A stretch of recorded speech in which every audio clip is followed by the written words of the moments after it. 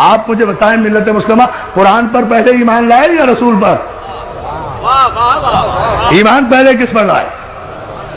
ایمان رسول پر پہلے لائے نا. پہلے رسول کو رسول مانا, صادق مانا, امین مانا, سچا مانا, تب اس نے جو کچھ کہا اسے آپ نے قرآن مانا.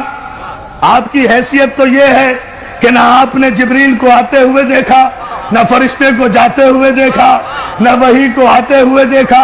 کسی صاحب عقل نے آپ سے آج تک پوچھا کہ بھائی اگر جبریل پہلی مرتبہ آیا تھا تو پھر وہ آپ کے سامنے تو نہیں آیا تھا؟ پیغمبر مکے کی زمین میں تو نہیں تھے, مکے کے کسی گھر میں تو نہیں تھے. پیغمبر تو مکے کی ایسی پہاڑی پر تھے جو زمین سے 3000 فٹ کی بلندی پر تھی, وہاں جا کر عبادت کیا کرتے تھے. آپ ہی نے لکھا ہے, آپ ہی نے تو لکھا ہے کہ مکے کی ایک پہاڑی پر جا کر پیغمبر عبادت کیا کرتے تھے. اس پہاڑی کو ہم دیکھ کر آئے ہیں, 3000 فٹ کی بلندی پر وہ غار ہے جہاں میرا رسول جا کر عبادت کیا کرتا تھا. بھئی عبادت کہاں کیا کرتے تھے؟ جب 40 برس کے بعد نبی بنے تو عبادت کس کی کرتے تھے؟ توجہ توجہ توجہ, یا علی یا علی, صلوات دے دینا محمد آل محمد. ذرا دیکھے نا ذات تو بھائی کس کی عبادت کیا کرتے تھے, کیا پڑھا کرتے تھے؟ اور اگر خود کچھ اور پڑھتے تھے, ہم سے کہا الحمدللہ رب العالمین پڑھو. اللہ جانے یہ جملہ آپ غور فرمائیں گے یا نہیں. خود کچھ اور پڑھا کرتے تھے نماز میں, اور سارے مسلمانوں سے کہا کہ الحمدللہ رب العالمین کے بغیر کسی کی نماز ہی نہیں ہوتی. تو کیا رسول کے قانون بدلتے رہتے ہیں؟ آپ کو پتا کیسے چلا؟ یہ عبادت جو پیغمبر کیا کرتے تھے, کئی رات عبادت میں مصروف رہا کرتے تھے. آپ نے خود لکھا ساری رات عبادت کیا کرتے تھے. ایسے ہی میں فرشتہ, پورے مجمع کی توجہ ماشاءاللہ, ایسے میں فرشتہ آیا تو اور کوئی تیسرا تو نہیں تھا. جب پیغمبر عبادت کرتے تھے, بھئی جتنے بھی مسلمان ہوئے ہم سب کا احترام کرتے تھے, کرتے ہیں, کرتے رہیں گے. جتنے بھی مسلمان ہوئے, ظاہر ہے بڑی منزلت ہے ان عظیم المرتبہ انسانوں کی جو کافر سے مسلمان ہو گئے, ہم تسلیم کرتے ہیں. لیکن جتنے بھی کافر مسلمان ہوئے ہیں عزیزان محترم, وہ بقول آپ کے اعلان رسالت کے بعد مسلمان ہوئے ہیں نا.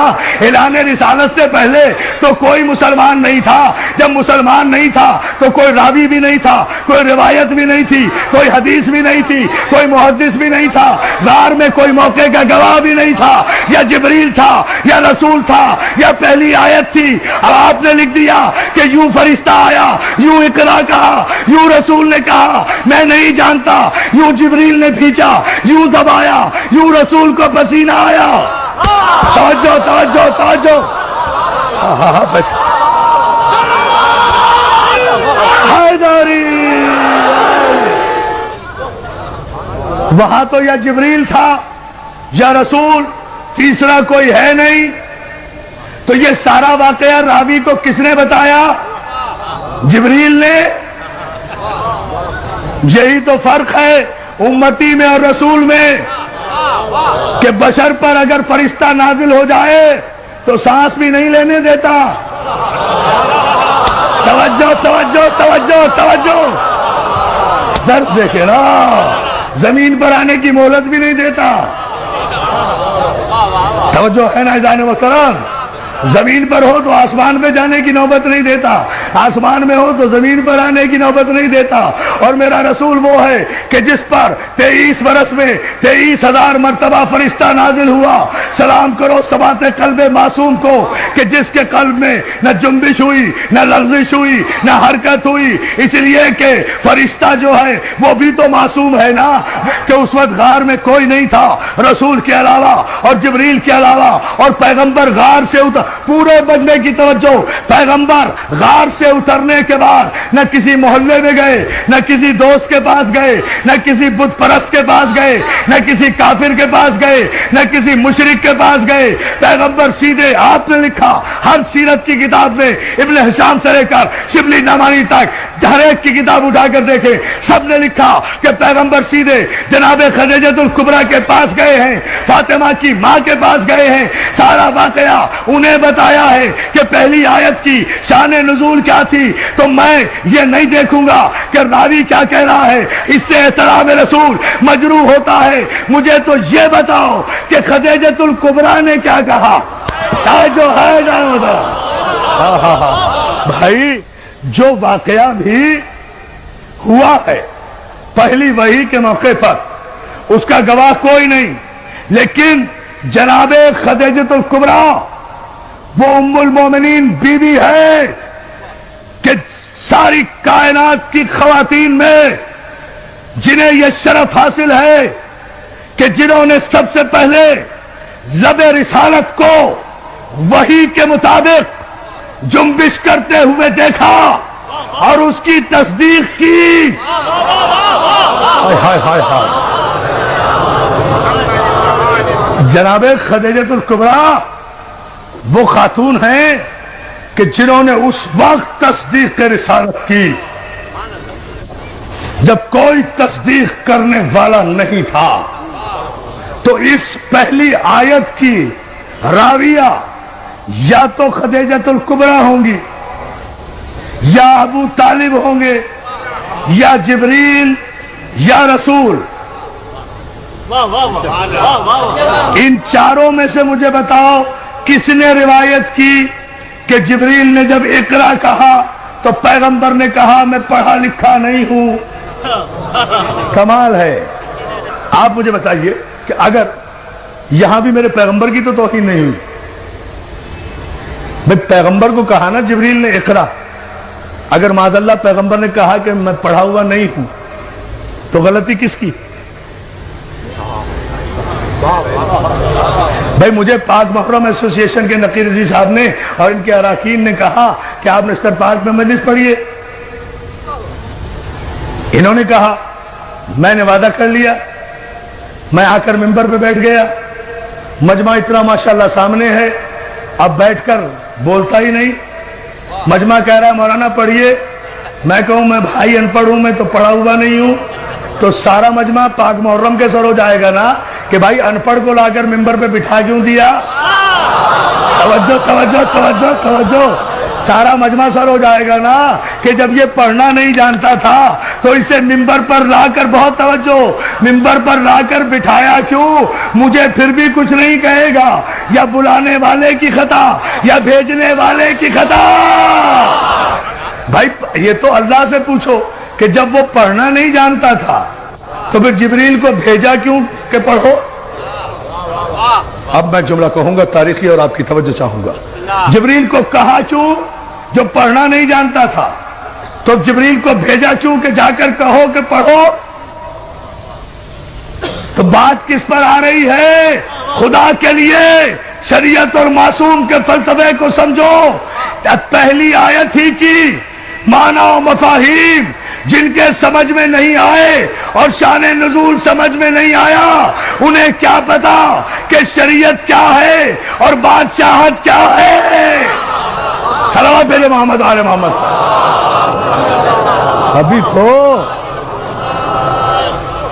ابھی تو خیر سے پہلی آیت بھی سمجھ میں نہیں آئی، سارا قرآن کہاں سے سمجھ میں لائے گا؟ اس لیے کہ پہلی آیت ہی ابھی سمجھ میں نہیں آ رہی کہ یہ کس طرح نازل ہوئی تھی، اور مجبوری بھی ہے، پیدائشی مجبوری،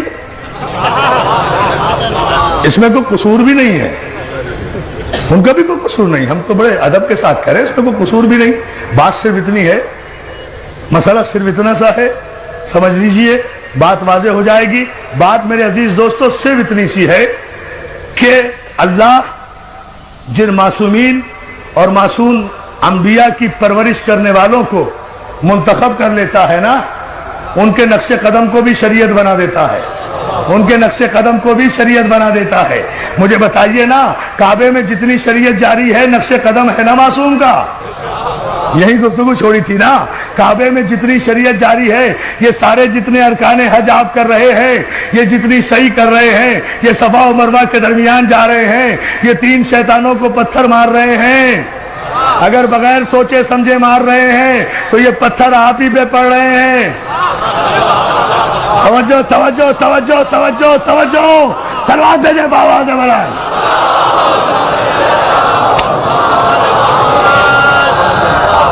اگر فلسفہ حج سے آگاہی نہیں، یہ سب کچھ کیوں کر رہے ہیں؟ کیوں؟ کچھ ابراہیم نے ایسا کیا، کچھ اسماعیل نے کیا، کچھ اسماعیل کی ماں نے عمل کیا۔ خدا نے باپ کے عمل کو بھی شریعت بنایا، بیٹے کے عمل کو بھی شریعت بنایا، معصوم نبی کی ماں کے عمل کو بھی شریعت بنایا۔ اور شریعت میں کسی کو چون و چرا کی گنجائش نہیں ہوتی، شریعت کی اپنی مرضی، معصوم کی اپنی مرضی۔ کعبے میں جاتے ہو، حجر اسود کو چومتے ہو نا، پتھر وہ بھی ہے، پتھر وہ بھی تھے جو کعبے میں رکھے ہوئے تھے، اگر ان پتھروں کو پوجا تو کافر ہو جاؤ گے، اسے نہ چوما تو کافر ہو جاؤ گے۔ لاؤ شریعت کا استعمال، بولو شریعت پر کو توجہ ہے میرے دوستو۔